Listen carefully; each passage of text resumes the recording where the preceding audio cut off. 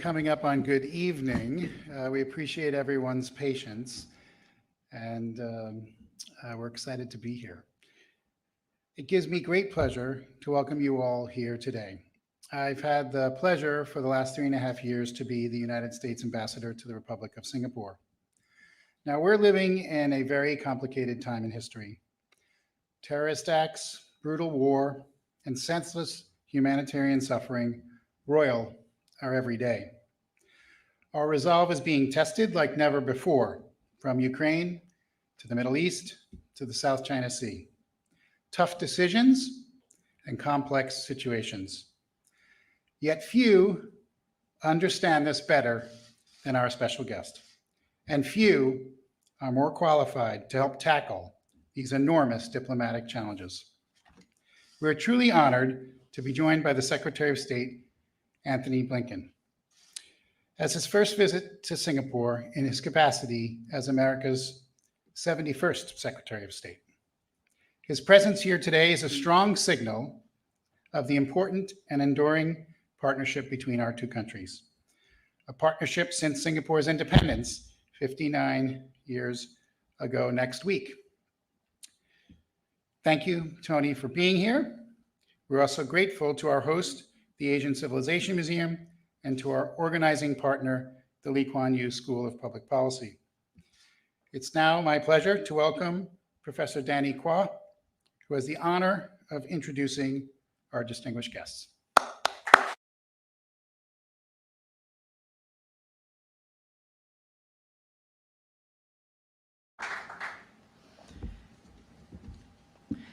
Ambassadors, Excellencies, distinguished guests, colleagues, and friends.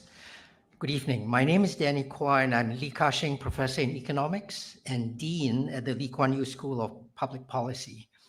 My great pleasure this afternoon to welcome you all to this event, jointly organized by the U.S. Embassy here in Singapore and the Lee Kuan Yew School of Public Policy at the National University of Singapore. We are delighted and honored that in a few minutes, we will be getting to hear Secretary Blinken in conversation with Ambassador Heng Chee. To begin the proceedings, I will invite Ambassador Chan up on stage to introduce and then in a minute, welcome Secretary Blinken. Ambassador Chan is, of course, well known to all of us here. She served as Singapore's ambassador to the United States for 16 years, from 1996 on. Ambassador Chan is Ambassador at Large at Singapore's Ministry of Foreign Affairs and Professor at the Lee Kuan Yew Center for Innovative Cities at the Singapore University of Technology and Design. Please join me in welcoming Ambassador Chan to the stage.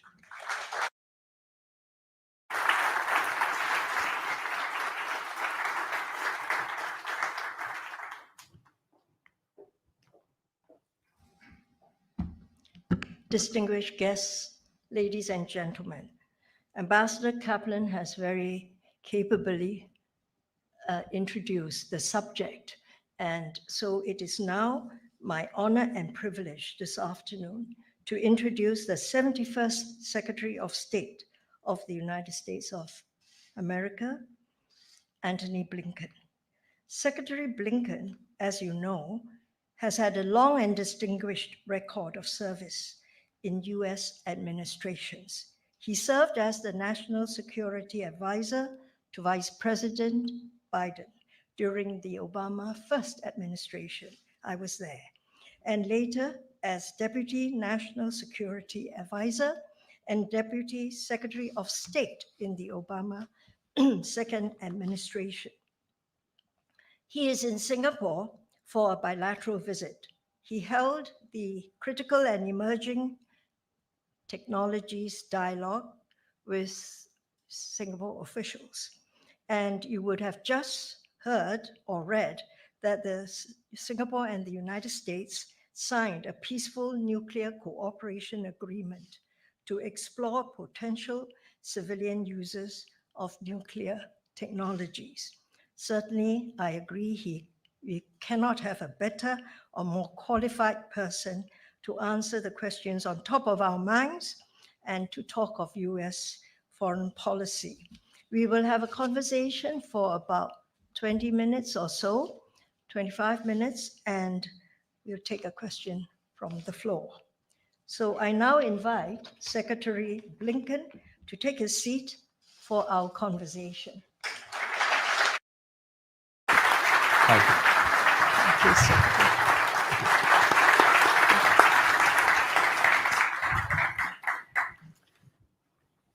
Secretary Blinken, you have just visited Laos to attend the ASEAN ministerial meetings. That's great. You know, in recent times, the Biden administration seems to have worked a lot on creating minilaterals to meet your security objectives. Quad, AUKUS, then you've expanded and deepened, renewed your relationship, the security relationship with Japan and Korea. And that is the Australia, Japan, Philippines, and US grouping, which was formed for maritime cooperative activity. What is the place of multilaterals in US strategic thinking? Well, first, it's wonderful to be with you, to see you again here. It's wonderful for me to be back in Singapore. I was reflecting and thinking about it, and the first time I was here was actually 44 years ago, as a very young man, of course.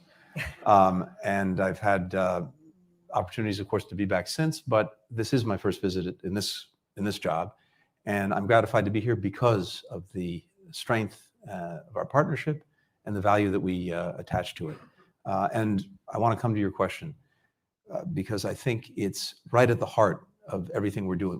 When President Biden took office, the first thing that he instructed me to do, and all of us to do, was to renew, reinvigorate, and in some cases reimagine our alliances and partnerships. And that has been a critical part of our efforts from day one, including here in the Asia-Pacific, the Indo-Pacific.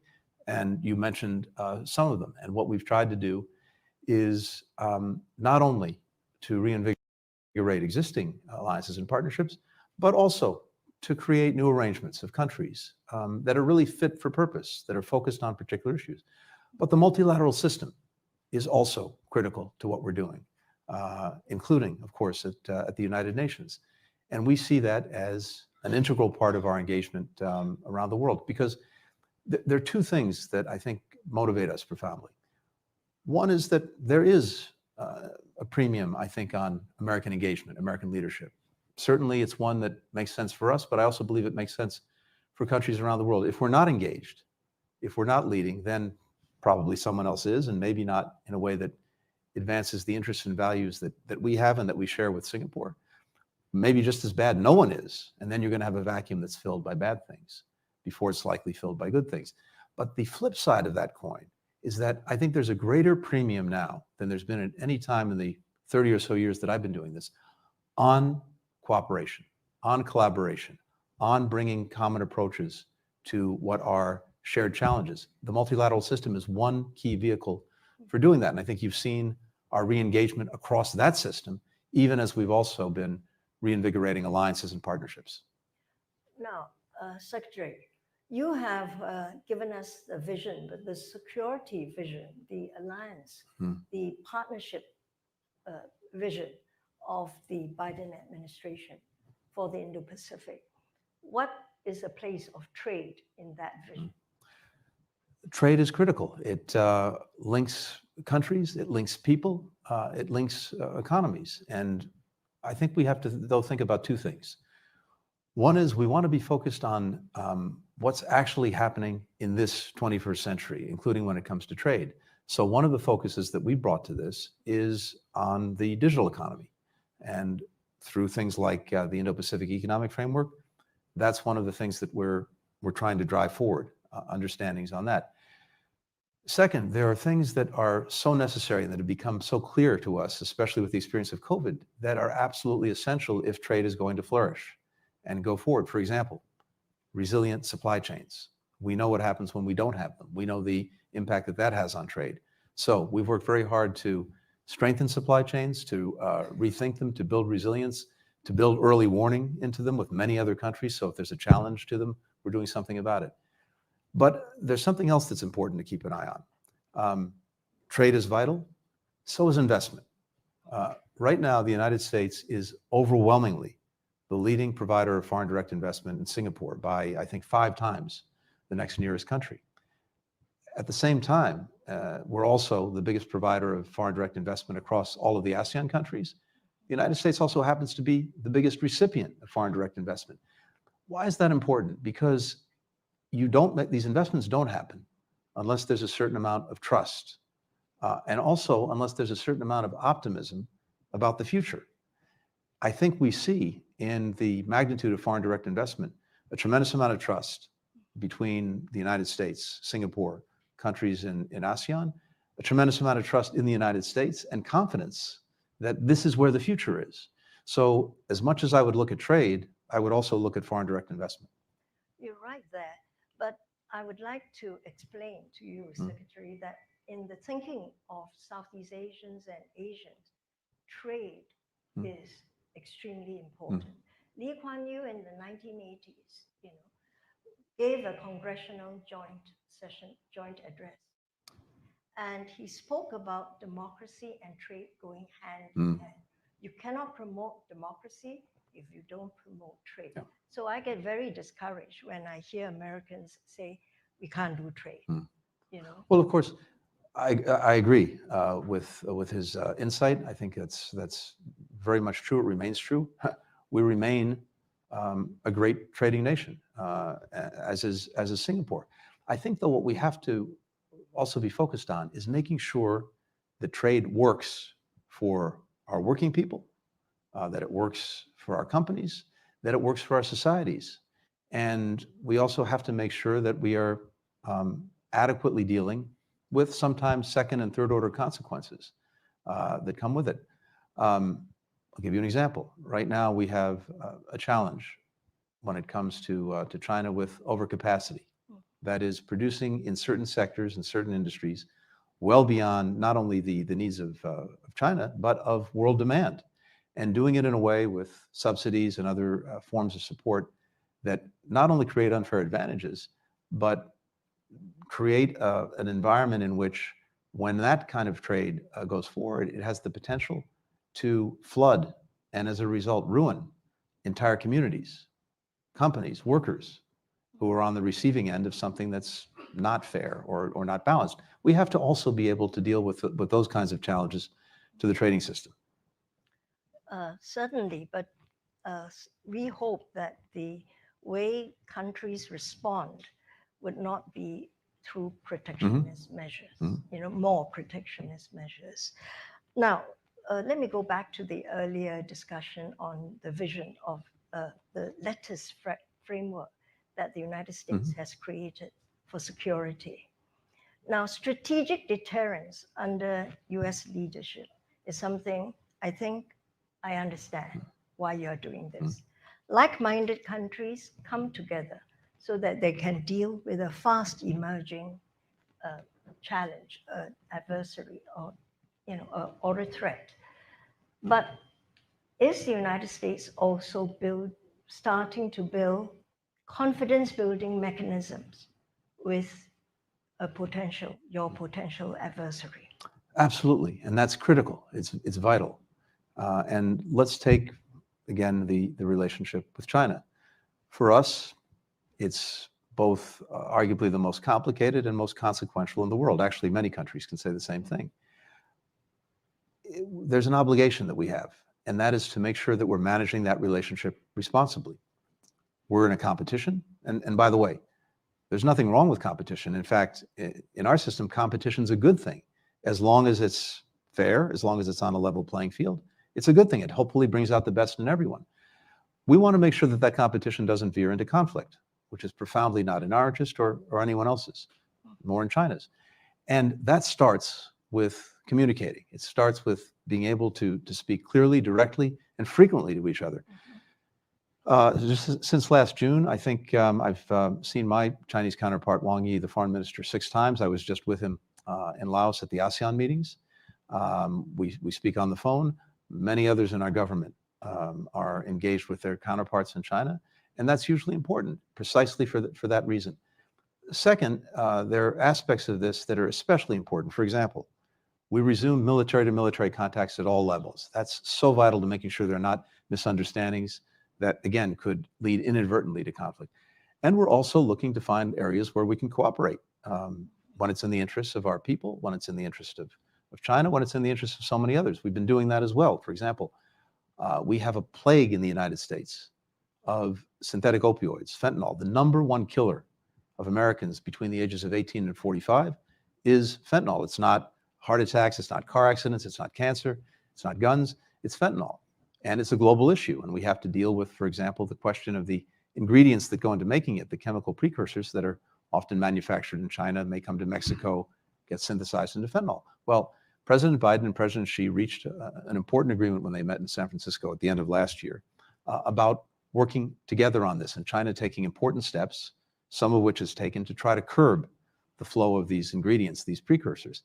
So we very much believe in the importance of engagement. And finally, on the many places where we, yes, have real differences, it's important to talk about them. Make sure at least we understand each other, that we know where each other is coming from, even if we disagree. You know, Secretary, I'm glad you said that. There was a collective sigh of relief in the region when the Biden-Xi summit took place in San Francisco. And my American friends tell me that stability has been reached. I think the Chinese side also says, you know, this is good, we've reached stability. But sometimes I wonder whether you are each saying it to convince yourselves.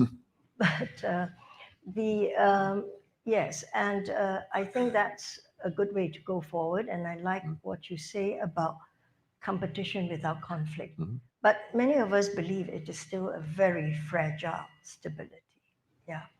So let me go further on this, because in ASEAN, many of the countries here have done well. You know, we are one of the fastest growing regions in the world, as seen by That's IMF right. and World Bank.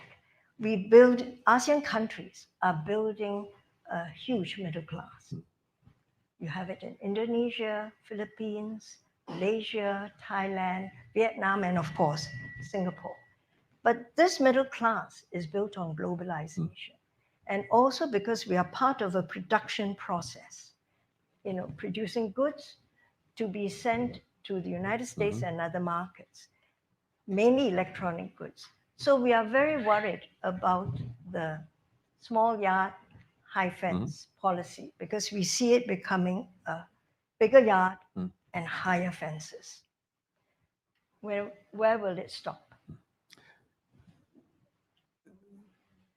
It's very important to understand what this is and what this isn't, because we want to make sure that even as we're taking what we believe are necessary measures to protect our security, we're not doing it in a way that undermines, inhibits trade that, as we were just discussing a few minutes ago, is so vital, investment and progress and opportunity for people around the world.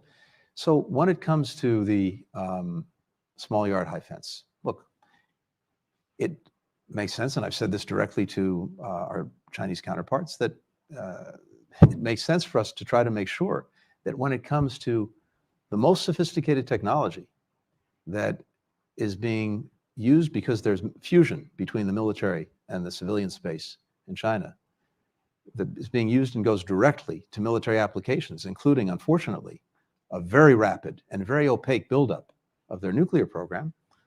How is it in our interest to provide that? No country would do that. At the same time, we really are focused on making sure that this is a small yard and a high fence. And that means being very attentive to what's controlled and what isn't. It means listening to the private sector. It means listening to other countries and working with them. And I'll give you, another example. We have controls, listings of one kind or another against about 1,300 companies in China. There are 43 million registered companies in China. It's an infinitesimally small number with regard to the Chinese economy. But we have a responsibility to protect our security, and other countries feel the same way. But if you look at the overall numbers, our trade with China reached record levels just a couple of years ago. Investment's been down, but there are a lot of reasons for that that have nothing to do with any controls that we impose. Finally, what's so important here is that when we do these things, we do them in collaboration with, in coordination with other countries who, may have similar concerns. And that's what we're focused on doing. Yes. No, we understand national security concerns, Secretary, but sometimes given the contest between two parties, in two sides in the United States, the definition of national security becomes looser and looser. I think that's what we're worried about. Yeah, and we and certainly we know that, and it's something that I'm focused on. The question, for example, of deciding and defining what constitutes a dual use item and how challenging is the potential other use, that's something, yes, we have to focus on very seriously, and again, do it in a way that, as we would say, doesn't throw the baby out with the bathwater. Yeah. Now, I'd like to switch the discussion to the United States.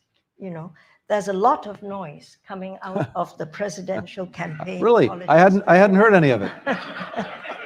Yes. Can you give us an idea of where the United States as a country, a great power, a superpower stands in terms of engagement with the world, with trade, a defense ally, and as a global policeman? So we have these periodic things called elections. And I think it's normal that before every election, given the importance of this moment in history that our country has around the world, that of course people ask questions. They wonder what's going to happen in a given election, what direction does the country take, and maybe there are lesser or higher degrees of that on any given election, but it always happens before every election. And I understand that. I think that there are a number of constants that don't fundamentally change, irrespective of who wins a particular election. One is that if you look at most of the polling, if you listen to our fellow citizens, they actually want the United States to be engaged in the world.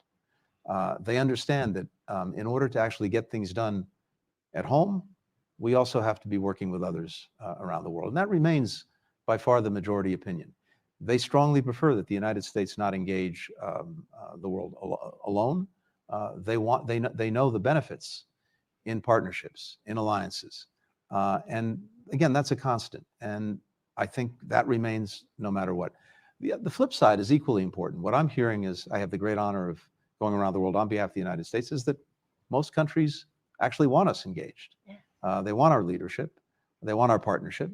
And that's a very positive signal that resonates back in the United States.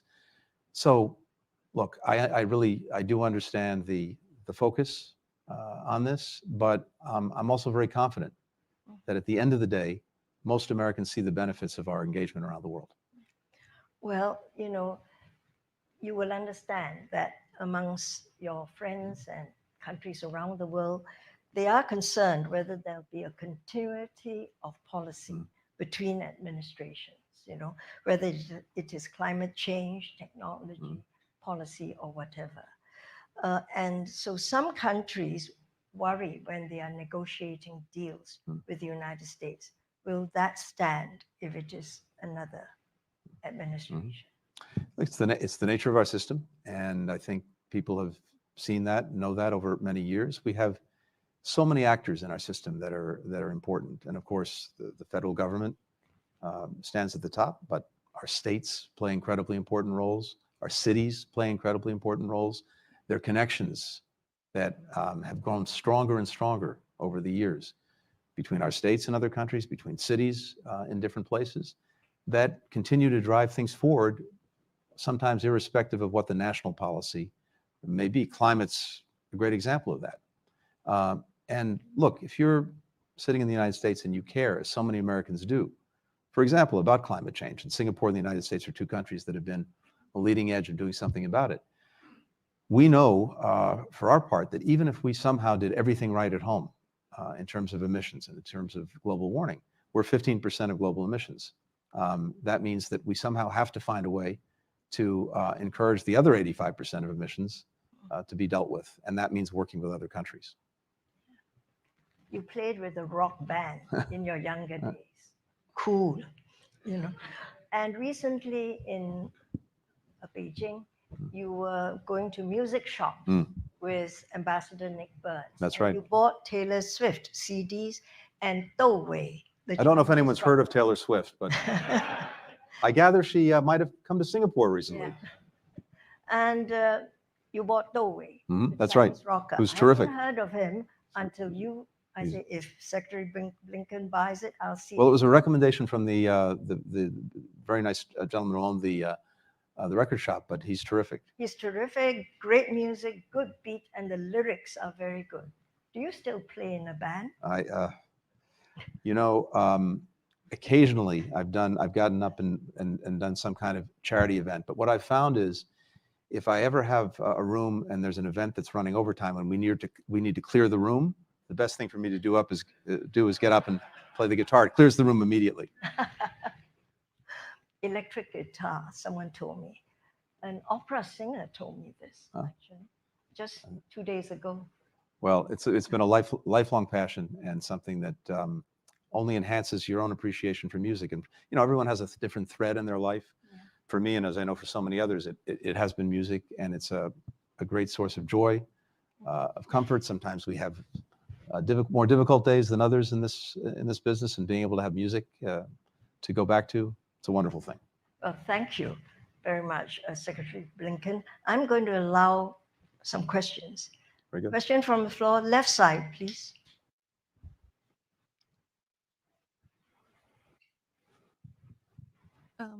Good evening, everyone. I'm Yvonne, and I'm a student at Lee Kuan Yew School of Public Policy, and I'm doing a master's in public policy.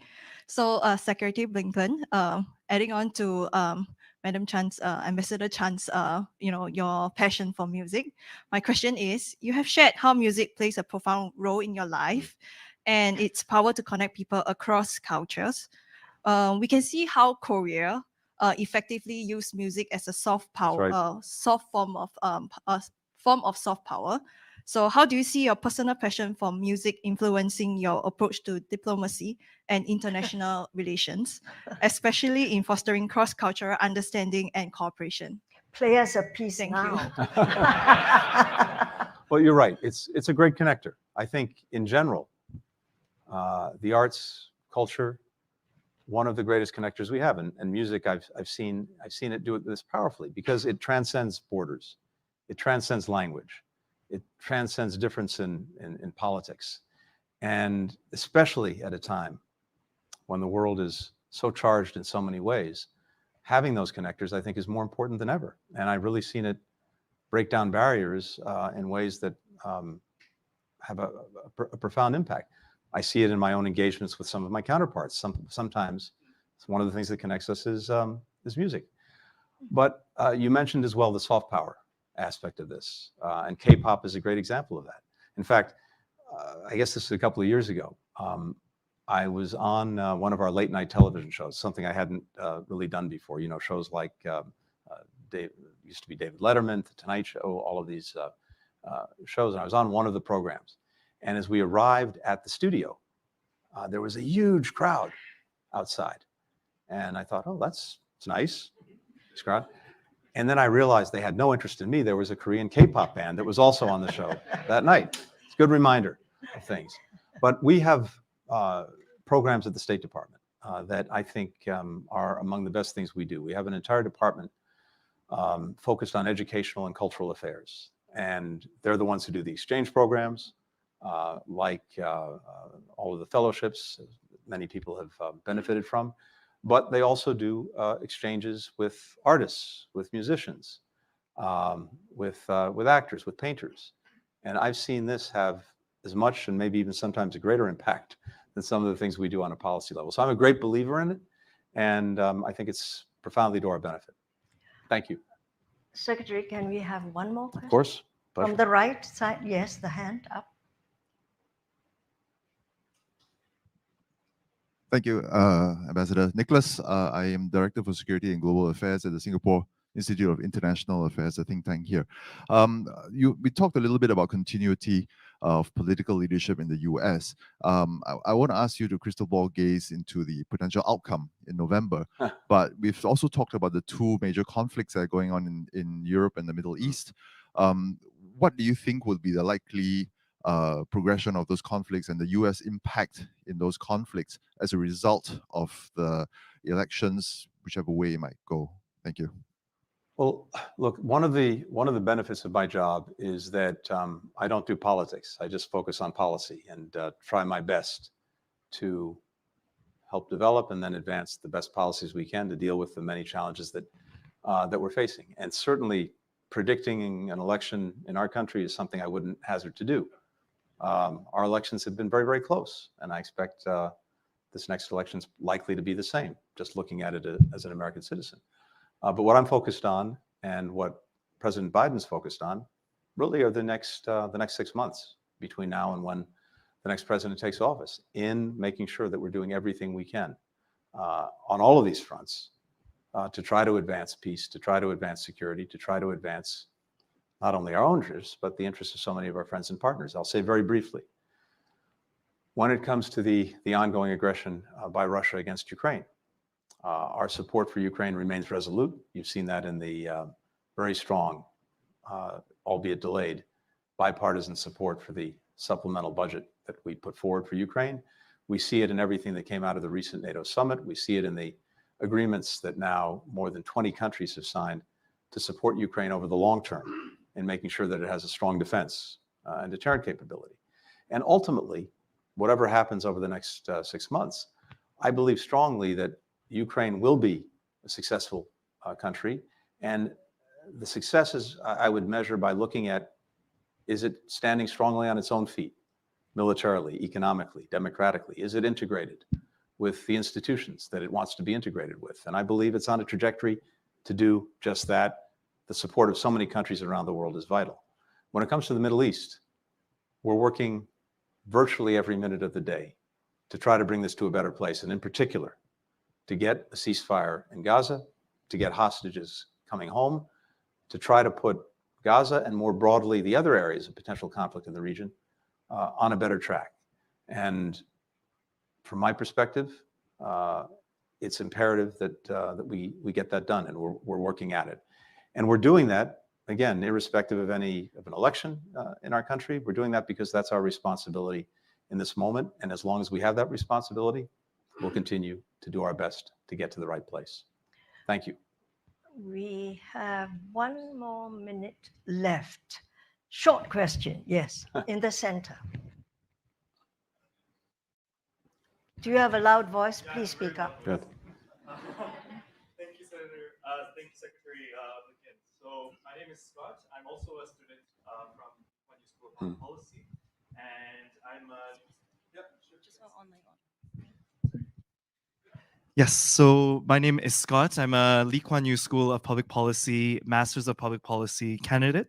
And my question to you is somewhat related with your previous answer. I know that this session is talking about the Indo-Pacific strategy, but of course, today we've heard some scary kind of breaking news about the senior Hamas official being killed in Iran. And so I just wanted to get your sense, because I believe this would be the first time that I get to hear about what your perspective is and how this changes the negotiations, because he was at the forefront of Hamas negotiations. So thank you.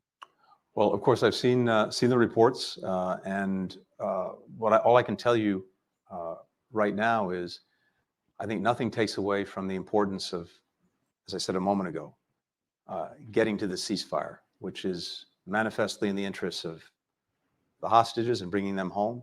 It's manifestly in the interests of Palestinians who are suffering terribly every single day, children, women, men in Gaza who've been caught in this crossfire of Hamas's making. It's profoundly in the interest of trying to put things on a better path, not only in Gaza, but actually throughout the region, because so much is tied to what's happening in Gaza right now. We've been working from day one, not only to try to get to a better place in Gaza, but also to prevent the conflict from spreading, whether it's in the north with Lebanon and Hezbollah, whether it's the Red Sea with the Houthis, whether it's Iran, Syria, Iraq, you name it.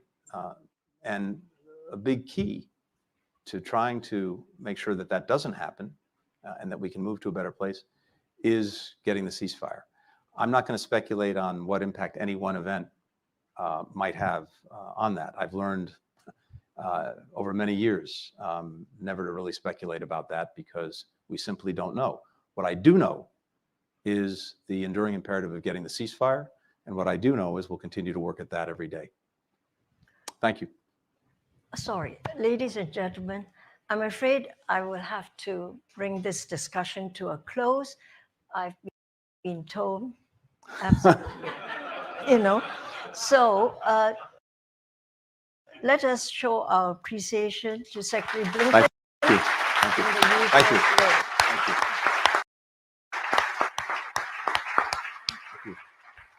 Thank you so much. Great to be with you. Thank you. Thanks, everyone.